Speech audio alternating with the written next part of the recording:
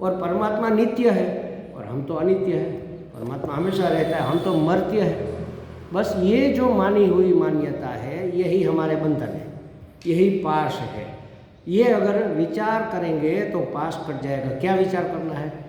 परमात्मा सर्वज्ञ है, मैं अल्पज्ञ हूँ, लेकिन ज्ञ माने ज्ञान तो उपाधि का धर्म है ना, बुद्धि का धर्म। मैं बुद्धि थोड़े ही हूँ। मैंने अपने आप को बुद्धि से तादात्म्य कर लिया, इसलिए अपने आप को अल्पज्ञ मानने लगा। परमात्मा सर्वशक्तिमान है, मैं तो अल्पशक्तिमान हूँ। तो अल्पशक्तिमान मैं थोड़े ही होता हूँ, ये तो शरीर का धर्म है। शक्ति शरीर का धर्म है मेरा, ये तो समझो प्राण का धर्म है।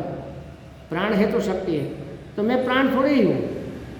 परमात्मा सर्वव्याप्त है, मैं तो अल्पव्याप्त हूँ। परमात्मा माने ईश्वर कह लो, पूरा विराट ईश्वर का शरीर है और मैं तो इतना था। ये तो उपाधि का धर्म है, मेरे धर्म थोड़ी है। तो इस विचार से ये दूरी मिट जाएगी और दोनों में ऐक्य हो सकता है। ये अंतर कल्पित है, अज्ञान के कारण पैदा हुआ है। कौन सा अज्ञान? अपना अज्ञान। मैं कौन हूँ ये मैं नहीं जानता, और जो मैं नहीं हूँ वह मैं मान रहा हूँ। मैं बुद्धि नहीं हूँ, मैं मन नहीं हूँ, मैं चित्त नहीं हूँ, लेकिन अपने आप को मन बुद्धि चित्त अहंकार मान रहा हूँ। मैं ये स्थूल शरीर नहीं हूँ, अपने आप को ये शरीर मान रहा हूँ। तो इस अज्ञान के कारण ये दूरी हमें लगती है। वास्तव में ये संकल्पना मात्र है। संकल्प किया कि ये मैं हूँ। संकल्पन का मतलब है सम्यक कल्पन। कल्पन माने कल्पना, तो ये कल्पना ही है, मात्र कल्पना हमारी है।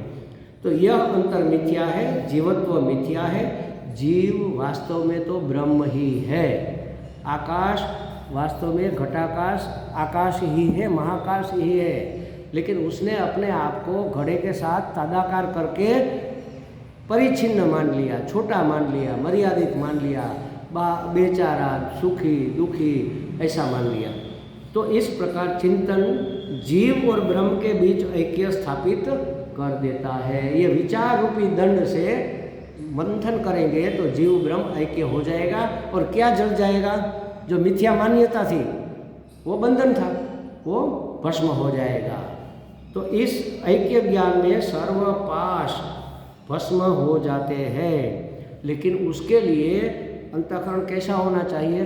सुसंस्कृत अंतःकरण होना चाहिए। सुसंस्कृत का मतलब है सुटेव, जिसको हम कहते हैं। संस्कृत होना माने संस्कार डालना।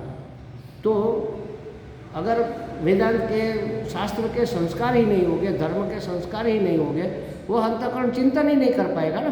तो पहले श्रवण किया है, अंतःकरण में संस्कार है, तब वह काम करेगा। जब निर्मथन किया जाता है, सुसंस्कृत अंतःकरण से जब निर्मथन किया जाता है, जब उसमें तब उसमें अहम ब्रह्मास्मि ऐसा ज्ञान प्रकट होता है। चिंगारी, अहम ब्रह्मास्मि ये ज्ञान की चिंगारी है। जैसे मथन करने से वो चिंगारी निकलती है, रुई में पकड़ लेती है और फिर आग जलती है, उसी तरह अहम ब्रह्मास्मि ये ज्ञान चिंगारी प्रकट होती है। इस रूप ज्ञानाग्नि प्रज्वलित होकर अज्ञान जन्य सभी बंधनों को जलाकर भस्म कर देता है। भस्म शब्द क्यों इस्तेमाल किया? देखो, कोई भी वस्तु जब जलकर भस्म हो जाती है ना, तो भस्म शुद्ध होती है। वस्तु चाहे मैली कुचैली क्यों न हो, एक लकड़ी है, उसके ऊपर गोबर लगा हुआ है, कीचड़ लगा हुआ है, अब उसको जला दो तो गोबर कीचड़ सब भस्म हो जाएगा। लकड़ी भी, अब लकड़ी जो भस्म है उसमें कोई गोबर कीचड़ नहीं है। लकड़ी में दुर्गंध आ रही थी, अब इसमें दुर्गंध भी नहीं है। समझो कि लकड़ी के ऊपर किसी कुत्ते ने मल कर दिया तो वो तो गंध आएगी। आप साफ कर लो फिर भी उसमें गंध तो रहेगी ना। अब लकड़ी को जला दो तो भस्म में गंध नहीं रहेगी, वो शुद्ध भी हो जाएगी, पवित्र भी हो जाएगी। भस्म है वह समग्र का सार है, वो सार तत्व है। हर एक वस्तु का सार, पूरे संसार का सार भस्म है। और जो सार होता है उसी का नाम तत्व। इसलिए महात्मा लोग भस्म ऊपर लगाते हैं। ये शरीर भी भस्म है, कल ये भस्म होने वाला है, और पूरे संसार का सार बस इतना सा है मात्र। तो भस्म लगाने का मतलब है हम भ्रम में नहीं है, हम जानते हैं कि सब भस्म साथ होने वाला है। ये टिकने वाली चीज़ नहीं है, इसमें आसक्ति करके बंधना नहीं है, इसके बंधन में पड़ना नहीं है। भस्म माने शुद्ध और पवित्र हो जाता है, सभी पास जलकर भस्म हो जाता है। अच्छा, माने गुरु जी कहते हैं मुख्य पास तो अहंकार है, समझ लो। ये घटाकाश अपने आप को घटाकाश मान रहा है, इसकी मान्यता, इसको आकाश ने अपने आप को घटाकाश माना, यही अहंकार है। अहम माने आत्मा। अब आत्मा जब अंतःकरण में अभिव्यक्त हुआ, प्रतिबिंबित हुआ, तो उसने देखा कि अरे अच्छा ये मैं हूँ, क्योंकि चेतन का स्वभाव है जानने का, अपने आप को सर्टिफाइड करने का। तो उसने देखा अच्छा ये मैं हूँ, मैंने इतना सा मैं हो गया। चेतन कहाँ पर है? अंतःकरण में प्रतिबिंबित हुआ, तो अंतःकरण में सबसे नज़दीक है बुद्धि, तो बुद्धि में उसका प्रकाश गया। बुद्धि के पास है मन, तो मन में उसका प्रकाश गया। और मन हर एक इंद्रियों के पीछे रहता है। अगर हमारा मन कहीं और है और हम देख रहे हैं तो देखते हुए भी नहीं देखते। अभी आप सुन रहे हैं मेरी बातें, लेकिन अगर आपका मन कहीं और है तो बातें समझ में नहीं आएगी, यहाँ से आएगी निकल जाएगी, पकड़ में नहीं आएगी, सुनते हुए भी नहीं सुन पाएंगे। तो इंद्रियों के पीछे मन रहता है, तो मन से प्रकाश गया इंद्रियों में। अब इंद्रियां कहाँ पर है? पूरे शरीर में। त्वचा स्पर्श इंद्रिया तो पूरे शरीर में है ना। तो जहाँ जहाँ चेतन वहाँ वहाँ मैं, जो कि मैं चेतन हूँ, तो यहाँ पर चेतन है स्पर्श इंद्रिया के रूप में ये प्रकाशित हो रहा है। इसलिए हमने इसको मैं मान लिया। हमने शरीर को मैं क्यों मान लिया? मैं चेतन हूँ, जहाँ चेतन वहाँ मैं। तो चेतन तो पूरे शरीर में आ गया ना। पहले अंतःकरण में प्रतिबिंबित हुआ, सूक्ष्म शरीर में, बुद्धि में, बुद्धि से मन में गया, मन से इंद्रियों में गया, इंद्रिय पूरे शरीर में है। तो पूरा शरीर माने स्थूल शरीर, सूक्ष्म शरीर और इंद्रिया और प्राण भी। प्राण भी चेतन में ही होता है ना। जब चेतन नहीं व्यक्ति होता, सजीव नहीं होता, तो प्राण नहीं रहता। तो जहाँ जहाँ चेतना गई वहाँ वहाँ मैंने अपने आप को जोड़ लिया, तदाकार हो गया। तो इसलिए कहते हैं कि इस शरीर को, इस देहादि संघात को हमने मैं क्यों माना? ये अहम माने आत्मा जब एक आकार में अपने आप को मान लेता है तब उसका नाम अहंकार होता है। ये सबसे बड़ी गांठ है, समझो, ये सबसे बड़ा बंधन अहंकार है। तो अहंकार ही सब, अहंकार फिर बोलता रहता है, मुझे भूख लगी है, मुझे प्यास लगी है, मुझे सुख हो रहा है, मुझे दुख हो रहा है। फिर बाहर किसी के संपर्क में आता है तो उससे संबंध जोड़ता है, मैं पिता हूँ, मैं पुत्र हूँ। ये सब अहंकार की ही बकवास है, समझ लो। पूरी मैं हूँ के बीच में जो भी शब्द आप रख सको, सब अहंकार की बकवास। अहंकार मिट गया तो मैं हो गया ब्रह्म, मैं हूँ बस। अहम अस्मि, इतना ही काफ़ी है। अहम अस्मि सदा भामि, ना हम अप्रिय कदाचित। मैं हूँ, मैं भासमान हूँ और मैं कभी भी अपने आप को अप्रिय नहीं हो सकता। माने मैं सत्य चित्त आनंद स्वरूप हूँ और सच्चिदानंद तो परमात्मा का लक्षण है। तो मैं जीवात्मा नहीं, मैं परमात्मा। तो ये अहंकार है सबसे बड़ी गांठ, सबसे बड़ा पाश, सबसे बड़ी ग्रंथि, सबसे बड़ा बंधन, ये अहंकार है। अहंकार के कारण, अहंकार माने तादात्म्यपन हो जाना, उसके कारण उपाधि के धर्म अपने धर्म मान लिए जाते हैं और ये अपवित्र गांठ पड़ गई है। हमने कल कहा था ना, अनहोली वेडलॉक, अपवित्र लग्न ग्रंथि। ये पवित्र लग्न ग्रंथि नहीं है, अपवित्र ग्रंथि है, अनहोली वेडलॉक। ये हमारे दयान जी महाराज कहते थे इसको, अनहोली वेडलॉक। तो अपवित्र ग्रंथि जन्म ले लेती है और उसका नाम है ब्रह्म। घटाकाश ब्रह्म है, आकाश वास्तविकता है। इसी तरह जीवात्मा ब्रह्म है, आत्मा वास्तविकता है, या परमात्मा कह लो, आत्मा कह लो। तो मैं व्यक्ति हूँ, व्यष्टित्व, अपने आप को इतना माना ना, इसका नाम है व्यष्टित्व, ये समष्टित्व। तो व्यष्टि मानना ब्रह्म है। उपाधि के तादात्म्य के कारण हमें व्यष्टि होने का भ्रम हो गया है, व्यक्ति होने का भ्रम हो गया है। उपाधि अल्प है, परिचिन है, इसलिए मैं अल्प हूँ, मैं परिचिन हूँ, मैं देह हूँ, मैं प्राण हूँ, मैं मन बुद्धि हूँ। ऐसे ऐसे ख्याल उत्पन्न हो जाते हैं। उपाधि के साथ तादात्म्य होने के कारण अपने आप को हम ये मान लेते हैं, इसलिए अहंकार, इसी को अहंकार कहते हैं और अहंकार कुछ नहीं। यही मुख्य बंधन है। देह, प्राण, मन बुद्धि, ये सब उपाधि के धर्म है। मैं पर जब इसका अध्यारोप किया जाता है तब मैं देह के साथ अध्यारोप हुआ तो मैं स्थूल, मैं क्रूश, मैं मोटा, मैं तगड़ा, मैं काला, मैं गोरा, मैं ऊंचा, मैं नीचा, ये देह के साथ तादाद में हो गया। ये सब हमारे अंदर ख्याल पैदा हो जाते हैं। प्राण के साथ तादाद में होता है तो मैं भूखा, मैं प्यासा इत्यादि। पर अहंकार के साथ या बुद्धि के साथ तादाद में होता है तो मैं कर्ता, मैं भोक्ता आदि। भोक्ता, प्रमाता, कर्ता, भोक्ता, प्रमाता सब। तो अनेक अनेक ऐसे ख्याल, मिथ्या कल्पनाएं पैदा हो जाती है और व्यवहार के दरमियान अहंकार नाम रूपात्मक जगत के साथ संपर्क में आता है। पहले यहाँ पैदा होता है, फिर जगत के साथ संपर्क में आता है और तब जो जो संबंध घटित होता है उस संबंध को अपने आप, उस संबंध के अनुसार अपने आप को मान लेता है। पुत्र के साथ संपर्क में आया तो अपने आप को पिता मान लिया, पिता के साथ संपर्क में आया तो अपने आप को पुत्र मान लिया, पड़ोसी के साथ संपर्क में आया तो अपने आप को पड़ोसी मान लिया, ऑफिसर के जो कलीग्स है उसके साथ संपर्क में आया तो अपने आप को ऑफिसर मान लिया। तो पिता, पुत्र, ये सब माना हुआ मिथ्या ख्याल मात्र है। ऐसे ही और भी अनेक ख्याल अपने आप में वह निर्मित कर लेता है और ऐसे अनेक पाश से जीवात्मा बंध जाता है। यही बंधन है। अगर मैं ऑफिसर हूँ तो मुझे ऐसे ही रहना पड़ेगा, अगर मैं पिता हूँ तो मुझे यही करना पड़ेगा, अगर मैं पुत्र हूँ तो मेरा यही रोल होगा। तो पुत्र है, पिता है, वो तो दुनिया के संबंध से व्यवहार सत्ता के रूप में है तो अपना रोल निभाओ, लेकिन अपने आप को पिता मात्र मानो, पुत्र मात्र मानो और उसमें बंध जाओ, आसक्ति कर लो, तो ये बंधन है। तो कहते हैं कि जीवात्मा जैसे कि बंध जाता है। वास्तव में कोई उसको बांध नहीं सकता। आकाश को कौन बांध सकता है? आकाश इसमें परिचिन हो गया, आकाश को परिचिन कर सकता है क्या? कोई नहीं कर सकता। हम कहते हैं कि घड़े के अंदर का आकाश, वास्तव में घड़े के अंदर का आकाश नहीं, घड़ा आकाश में है। आकाश घड़े में नहीं है, घड़ा आकाश में है। वैसे हम पानी में घड़ा डुबा देते हैं ना, तो कहते हैं कि घड़े के अंदर पानी है। घड़े के अंदर पानी है या घड़ा पानी में है? बस उसी तरह हम आत्मा में है कि आत्मा हमारे अंदर है? वास्तव में हम आत्मा में है। ये घड़ा है, समझ लो। ये घट माने घट, घट में राम कहते हैं ना, हृदय, इसको घट कहते हैं, या तो इसको घट कह लो, अहंकार। तो इसमें राम बैठा है, तो राम यहाँ पर है या हर जगह है? ये राम के अंदर बैठा है, इसमें राम है, ये तो ठीक है, लेकिन अंदर बाहर। इसलिए महात्मा लोगों का स्वागत करते हैं ना, तो पूर्ण कुंभ से करते हैं। पूर्ण कुंभ माने क्या?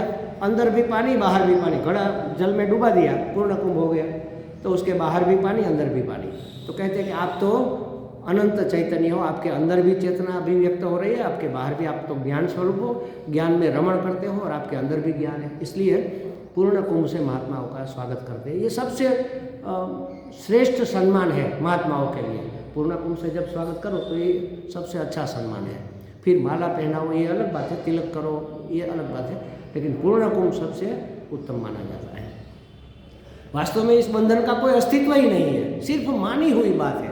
देखो, एक बहुत सुंदर कहानी हमारे गुरुजी कहते हैं कि एक स्टूडेंट, ब्रह्मचारी किसी आश्रम में पढ़ रहा था, तो उसकी ड्यूटी थी गायों को चराने ले जाओ और शाम को आकर फिर रख दो और शाम को फिर स्नान वान करके आ जाओ गुरुजी के पास। और एक क्लास होती है, गुरुजी सत्संग कराते हैं। सुबह में पहले ध्यान व्यान कराते हैं, पूजा पाठ कराते हैं, 8-9 बजे नाश्ता कराते हैं, फिर कहते हैं जाओ अब आश्रम का काम करो।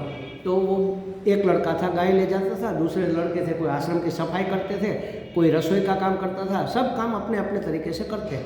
जैसे हमने वहाँ ये इन लोगों ने बहुत काम किया, वहाँ पर पापड़ भी बेले समझो और अचार भी बनाया खजूर का, सब किया। लेकिन मुख्य क्या था? काम मुख्य नहीं था, ब्रह्म विद्या की प्राप्ति मुख्य थी। तो एक लड़का 4 गाय थी, चारों गायों को लेकर गया चराने के लिए। अब शाम को कोई फंक्शन होने वाला था, सब लोग आ गए, फिर एक फंक्शन होने वाला है। तो मंडप सर्विस वाला आया, वो मंडप बना रहा था, तो एक रस्सी कम पड़ गई। वो 4 गायों को बांधने के लिए 4 रस्सी थी, रस्सी के टुकड़े होते हैं ना, अछोड़ो, वो थी। तो उसने एक रस्सी का टुकड़ा लेकर मंडप में उपयोग में ले लिया। अब वो लड़का आया, 3 गायों को बांधा तो गायें बैठ गई। अब चौथी उसको बांधे कैसे? अब नहीं बांधेंगे तो रात को ये भाग जाएगी, और भाग जाएगी तो फिर मेरी जिम्मेवारी है, मुझे ढूंढने जाना पड़ेगा जंगल में। तो दौड़ कर गया गुरुजी के पास। गुरुजी वो रस्सी का टुकड़ा किसी ने कहीं गुम गया है। तो क्या कोई बात नहीं, बांध दो। अरे पर रस्सी नहीं है। अरे बांध दो, लेकिन रस्सी के बगैर मैं कैसे बांधूँ? तो देखो, जैसे रस्सी आप उसको बांधते हो ना, उसके गले में डाला, आटी लगाई, गांठ मारी, ऐसे अभिनय करो। तुम्हें पता है रस्सी नहीं, गाय को थोड़ी पता है। जाओ। तो गाय का कान पकड़कर खूंटे के पास ले आया, फिर ऐसे हाथ घुमाया और गांठ लगाई, तो गाय तो बैठ गई। तो उसने सोचा गुरुजी कोई मंत्र जानते होंगे, हमारे गुरुजी पहुँचे हुए हैं। तो गाय देखो रुक गई, लेकिन फिर संशय मन में रहता है कि कहीं उठकर भाग न जाए। रात को उठ कर देखता है, अभी तो है, अभी तो है। गाय चली तो नहीं गई जंगल में। सुबह तक देखा, अरे हमारे गुरुजी तो सिद्ध पुरुष है। अब सुबह में जब चराने जाना था तो 3 गायों को छोड़ा और चल रही। इस गाय को खड़ा किया, अब हाँकने लगा तो गाय चले नहीं, खूंटे के आसपास घूमती रहे। उसने कहा गुरुजी आपने क्या कर दिया, गाय चलती नहीं है। तो छोड़ा तुमने? मैंने कहाँ बांधा था? तो जैसे बांधा था वैसे छोड़ो। तो ऐसे अभी नहीं किया कि जैसे मैं छोड़ रहा हूँ, छोड़ा तो गाय चल दी। बस यही हमारा भ्रम है कि हम बंधे हुए हैं। वास्तव में बंधन नाम की कोई चीज़ है नहीं, माना हुआ ही बंधन मात्र है। तो हमने अपने आप को मिथ्या मान लिया। मिथ्यात्व की पहचान हो जाए तो सत्य अपने आप प्रकाशित हो जाता है, और उसके लिए मिथ्यात्व की पहचान के लिए हमें ज्ञान निर्मथन करना चाहिए, करना पड़ेगा। तो बंधन वास्तव में है ही नहीं, उसका कोई अस्तित्व ही नहीं है। यह बंधन तो मात्र मिथ्या ख्याल है, और ख्याल के रूप में मन में वो जमकर बैठ गया है। वहीं से उसको, जहाँ वो मिथ्यात्व है वहीं से दूर करना है। कहाँ मिथ्यात्व है? माना हुआ, माने मन में ही है, तो मन में से ही उसको दूर करना है कि मैं ब्रह्म हूँ, मैं जीव नहीं हूँ, मैं भूखा प्यासा नहीं हो सकता, मैं सुखी दुखी नहीं हो सकता। तो इस तरह से मिथ्यात्व का ख्याल अपने विचार से, अपने मन से निकाल देना है। माने मिथ्यात्व को पहचान लेना है। निकालना माने क्या? पहचान लेना कि मैं जीव आत्मा नहीं हूँ, मैं भूखा प्यासा नहीं हो सकता, ये भूख प्यास तो प्राण के धर्म है, मैं सुखी दुखी नहीं हो सकता, सुख दुख तो मन के धर्म है। अपने आप को इन सभी मान्यताओं से अलग पहचान लेना और मिथ्यात्व को अलग पहचान लेना। तो इस प्रकार चिंतन के लिए बहुत सरल युक्ति बताई जा रही है। चिंतन, कौन सा चिंतन? मिथ्यात्व निश्चय करने का चिंतन, सत्य को प्रकाशित करने का चिंतन, जिसको ज्ञान निर्मथन इस शब्द से यहाँ पर कहा गया। तो इस प्रकार के चिंतन के लिए बहुत सरल युक्ति यह है कि जो दृश्य वह जड़ होता है, अनित्य। दृश्य माने क्या? इंद्रिय गम्य जो वस्तु है उसको दृश्य। आँख से दिखे वही दृश्य नहीं, कान से सुनाई दे उसका नाम भी दृश्य है।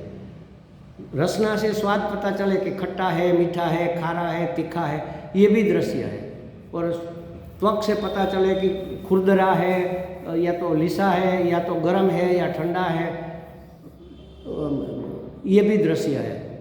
और गंध से भी पता चले कि सुगंध है कि दुर्गंध है, ये भी दृश्य है।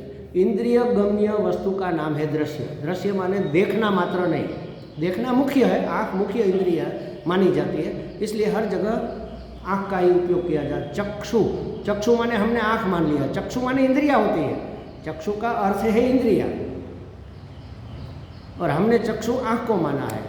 चाक्षुष माने चाक्षुष प्रत्यक्ष, प्रत्यक्ष प्रति अक्ष, अक्ष के सामने, अक्ष माने आँख, अक्ष माने इंद्रिया, दोनों होता है। आँख मुख्य है इसलिए अक्ष को हमने आँख कहा। तो जो दृश्य है माने जो इंद्रिय गम्य है वह जड़ होना चाहिए, वह अनित्य होना चाहिए।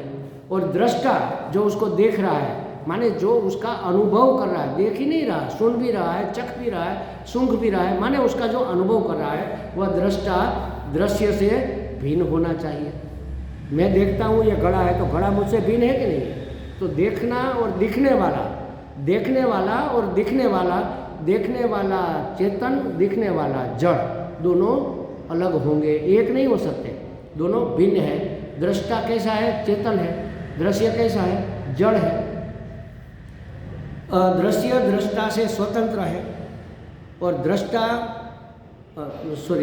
दृश्य दृष्टा से स्वतंत्र नहीं है, लेकिन दृष्टा स्वतंत्र है। जैसे हमने कहा ना, मिट्टी स्वतंत्र है, घड़ा स्वतंत्र नहीं है। घड़ा मिट्टी के आधार पर टिका है। उसी तरह हम सो जाते हैं तो कहाँ कोई दृश्य रहता है? तो दृश्य का किसके आधार पर था? चेतन के आधार पर। तो चेतन स्वतंत्र है, दृष्टा स्वतंत्र है, दृश्य स्वतंत्र नहीं है। स्वतंत्र सत्ता दृश्य की नहीं है। जिसकी स्वतंत्र सत्ता नहीं होती उसको मिथ्या कहते हैं। जिसकी स्वतंत्र सत्ता होती है उसको सत्य कहते हैं। जिसकी स्वतंत्र सत्ता उछीनो लीधेलो पावर वो मिथ्या। ये उसकी अपनी सत्ता नहीं है, किसी और की सत्ता से सत्तावान है, किसी और के प्रकाश से प्रकाशित है। तो दृष्टा स्वतंत्र है, दृश्य स्वतंत्र नहीं है। दृश्य की अपनी कोई सत्ता नहीं, वह दृष्टा की सत्ता पर आधारित है। दृष्टा अपनी सत्ता में प्रतिष्ठित रहता है, उसकी अपनी सत्ता है। दृश्य होगा तब भी दृष्टा होगा, दृश्य नहीं होगा तब भी दृष्टा तो रहेगा। तब भी दृष्टा तो होगा लेकिन तब उसका नाम दृष्टा नहीं होगा। दृश्य की अपेक्षा से उसका नाम दृष्टा है। जब दृश्य नहीं होगा तब उसका नाम आत्मा, आत्मा कह लो, चेतन कह लो, चैतन्य कह लो, तब उसका नाम चैतन्य होगा। लेकिन वो रहेगा जब तक दृष्टा है तब तक दृश्य है, और दृश्य है तब तक उसका नाम दृष्टा है, देखने वाला दृष्टा। जैसे हम कहते हैं ना, खेल रहा है तो खिलाड़ी, गाड़ी चल रहा है तो ड्राइवर, पढ़ा रहा है तो शिक्षक। लेकिन है तो एक ही व्यक्ति ना, एक ही व्यक्ति स्कूल में पढ़ाता है, फिर खेलने के लिए जाता है क्रिकेट तो खिलाड़ी, और गाड़ी लेकर गया तो ड्राइवर। तो ये तो उसके कर्म नामानी है। तो ये दृश्य को देख रहा है, दृश्य का अनुभव कर रहा है, इसलिए उसका नाम दृष्टा हुआ। वास्तव में वो दृष्टा नहीं हो, वो तो अनंत चैतन्य है, वो तो परम चैतन्य, वो तो आत्मा है। तब वह रहता है लेकिन तब उसका नाम दृष्टा नहीं रहता। दृष्टा नाम कब रहता है? जब उसके सामने दृश्य हो तब। तो दृष्टा तो नित्य है, दृश्य न हो तब भी दृष्टा तो रहता है, लेकिन तब उसका नाम दृष्टा नहीं रहता, आत्मा हो जाता है। इस प्रकार दृष्टा सत्य है और दृश्य मिथ्या है। इस आत्म तत्व का हमें निरंतर अनुसंधान करना चाहिए कि मैं जो नित्य दृष्टा है वह मैं हूँ, जो दिख रहा है वह मैं नहीं हूँ। क्या दिख रहा है? ये कमरा दिख रहा है कि नहीं? हाँ दिख रहा है। इसमें ये कुर्सियाँ दिख रही, ये भी दिख रही, माने ये दृश्य है, ये जड़ है। मैं देखने वाला, मैं चेतन हूँ। अच्छा, ये टेबल भी मुझे दिख रहा है, तो ये भी जड़ है, मैं चेतन हूँ। ये वस्त्र भी दिख रहे हैं, तो ये भी जड़ है, मैं चेतन हूँ। ये शरीर दिख रहा है कि नहीं? शरीर भी दिख रहा है, तो ये भी जड़ है, ये भी दृश्य है। इसको देखने वाला, इसको अनुभव करने वाला मैं इससे भिन्न हूँ। अपने आप को शरीर माना है, उसको अलग करने की ये प्रोसेस है। दृश्य बाहर का ले लो पहले, फिर नज़दीक आते जाओ, आते जाओ, आते जाओ, आते जाओ। सबसे नज़दीक हमारे वस्त्र, वस्त्र से नज़दीक भी हमें कुछ दिखता है। दृग दृश्य विवेक में पहला जो श्लोक है बहुत सुंदर है। सामने जो दृश्य दिख रहा है, दृष्टा कौन है? आँख। आँख देखती है ना। अच्छा, आँख भी दृश्य बन जाती है। आँख को देखता है मन, मन से पता चलता है कि आज आँख में कुछ गड़बड़ है, आज कुछ ठीक दिख नहीं रहा है। किसने कहा? मन ने। मन भी दृश्य बन जाता है, दृष्टा होती है बुद्धि। बुद्धि भी दृश्य बन जाती है कि आज मुझे कुछ समझ में नहीं आया। तो किसको समझ में नहीं आया? बुद्धि को। कौन जानता है? उसको जानने वाला जो चेतन है वो दृष्टा है, और वह नित्य दृष्टा है, वह कभी दृश्य नहीं बनता, और वह मैं हूँ, वह मैं हूँ। तो ये शरीर को मैं देखता हूँ माने ये जड़ है, और मैं देखने वाला दृष्टा हूँ माने ये दृश्य मुझसे भिन्न है, मैं इससे अलग हूँ। इससे तादात्म्यपन करके हमने जो बंधन बांध रखे हैं उसको छुड़ाने का ये बहुत ही आसान तरीका, दृग दृश्य विवेक। एक बहुत सुंदर पुस्तक शंकराचार्य जी महाराज का है, दृग दृश्य विवेक। इसका अभ्यास करना चाहिए। कभी माता जी कोर्स फिर से शुरू करेंगी और हमें पूछेगी तो मैं कहूँगा उसको कि महाराज जी आप दृग दृश्य विवेक लो। प्रकरण ग्रंथ कोई एक तो लेना पड़ेगा ना, तो ये लेना चाहिए। बहुत सुंदर है, बहुत ही सुंदर। हमने 8 साल तक ये दृग दृश्य विवेक और ये कैवल्य उपनिषद वहाँ राजकोट में पढ़ाया था। 8 साल तक। इतना लंबा नहीं चल सकता, लेकिन हमने बहुत विस्तार से, क्योंकि हमें कोई एग्ज़ाम तो देनी नहीं थी, हमें कोर्स तो पूरा करनी नहीं था कि 13 दिनों में कोर्स पूरा कर दो, ऐसा तो था नहीं। डीपली एक एक शब्द खोल कर समझना चाहिए। तो इस तरह से हम दृष्टा दृश्य से भिन्न होकर अपने बंधनों को नकार सकते हैं, इनकार कर सकते हैं। हम ये परिचिन्न शरीर देहादि संघात में नहीं हूँ। मनोबुद्धि अहंकार चित्तानि ना। इसके विषय में आगे की बातें कल करेंगे। ओम पूर्णमदः पूर्णमिदं पूर्णात् पूर्णमुदच्यते पूर्णस्य पूर्णमादाय पूर्णमेवावशिष्यते। ओम शांति शांति शांति। हरि ओम। ओम।